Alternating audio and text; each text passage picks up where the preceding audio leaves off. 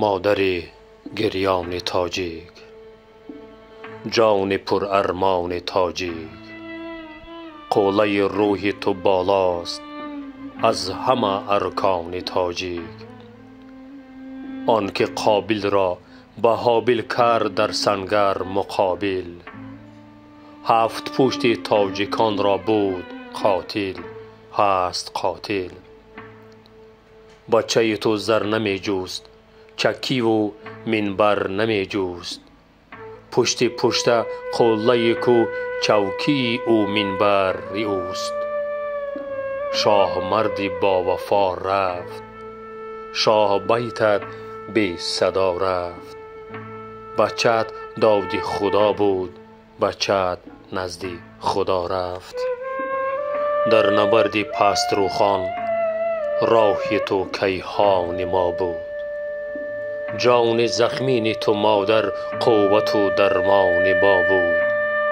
ای گل سنگر شکسته، یاری از یاور شکسته، از غم تو در مزاران گل بروید دسته دسته. در گلستانت خزان است، در غمستان تو نوروز، کودک گهوارت را شیوه پیری بیاموز.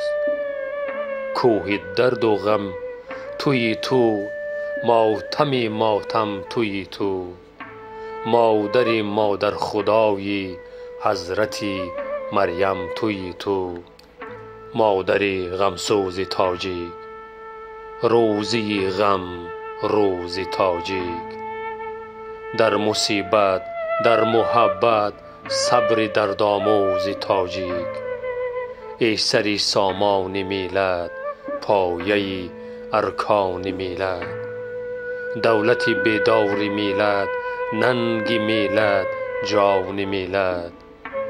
مادر گریان تاجیک، جان پر ارمان تاجیک، پایه ارکان تاجیک، قبله و ایمان تاجیک.